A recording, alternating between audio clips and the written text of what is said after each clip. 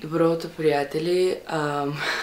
Това ще е началото на влога в Валенсия, макар че деня след Валенсия, просто защото нещо се случи, което ми развали настроението за влогване и за целия ден като цяло.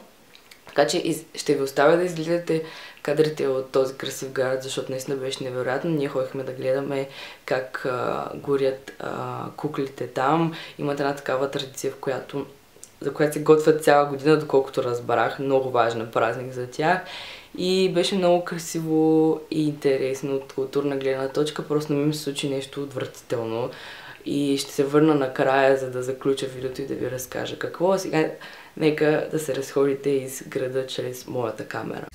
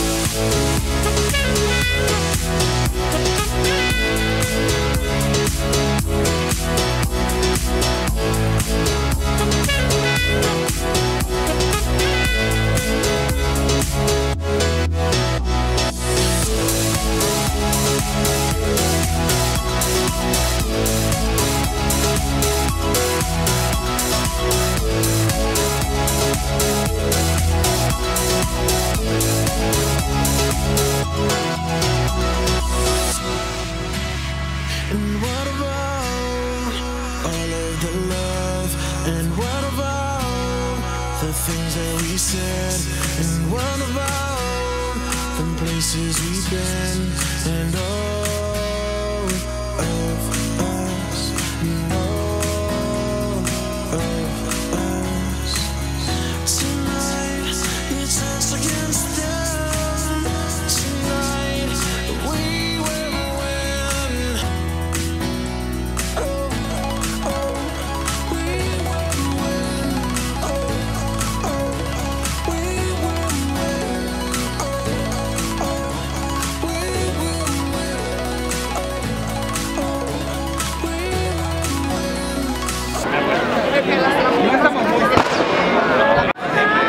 Pronto per le prossime 4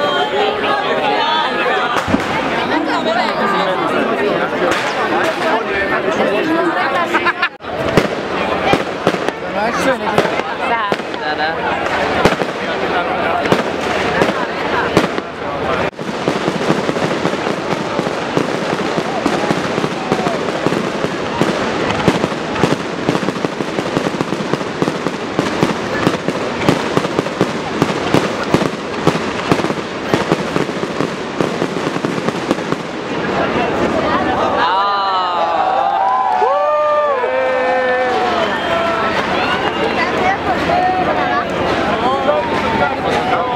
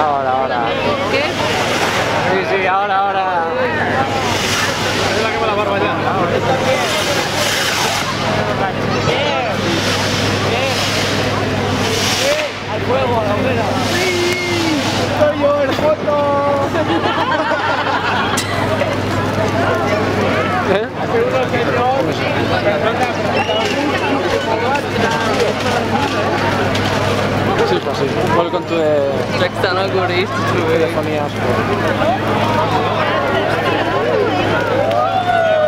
Una fila de los teléfonos.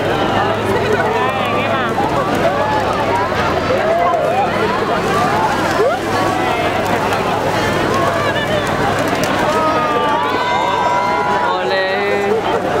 No hay cosas en inglés que vais a flipar. Мале!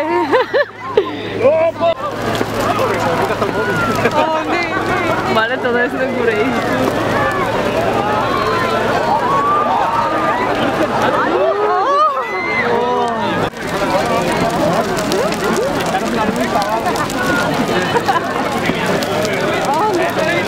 Свърши вече. Изчезна.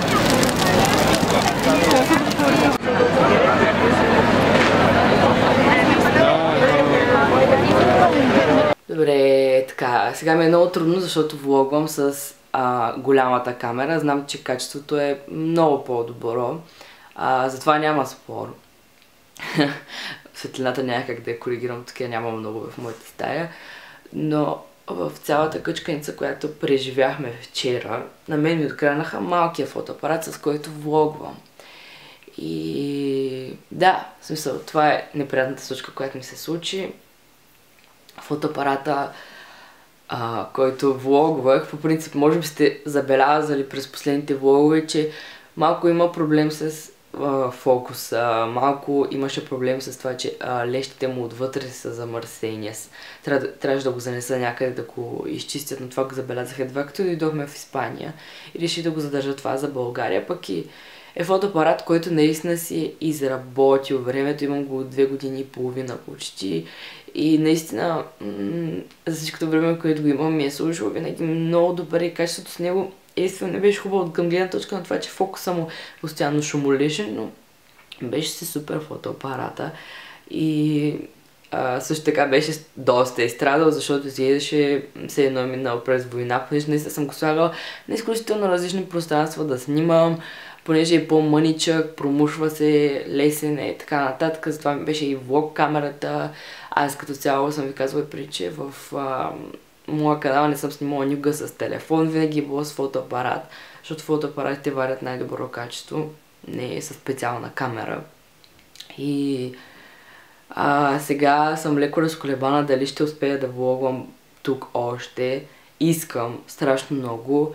Мисля да си пробвам и телефона. Тъпо ми е, защото имах цял заснет What I Ate Wednesday на картата на този фотоапарат. Като цяло ми е най-тъпо за карта и батериите, които бяха в фотоапарата. Отделно нали за фотоапарата, но понеже карта беше с едни доста големи като пространство гигабайти, които наистина ми стигаха за много дълго време да снимам. Батериите са ми такива, които се презареждат и са хубави, качествени.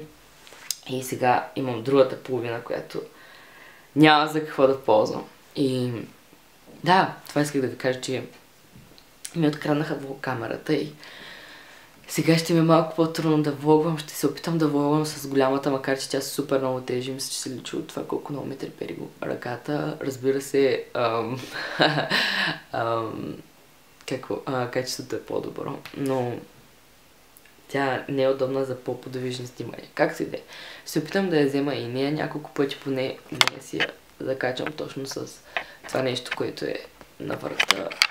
И нямаше как да избяга вчера от мен, освен ако някой не ми я дръпне тотално брутално. Просто в интерес на истината и аз постъпих малко безотговорно, като си сложих влог-камерата в джоба, но така съм правила и преди и нищо не се е случвало, просто се набутахме в една гъчканица, от която като излязахме наистина нямаше смисъл да се набутваме, защото след 5 минути хората се бяха разотишли и нямаше проблем да се движи човек. Просто ние не знаехме на къде отиваме и цялата организация наистина беше потресаваща на тези, които ни правиха пътуването до Валенсия. Иначе градът е невероятен, много красив, на мен много ми хареса тази традиция, която я гледахме. Забавлявах се през деня колкото мога, също време мислех това, което се случи. Но да, това е от този влог.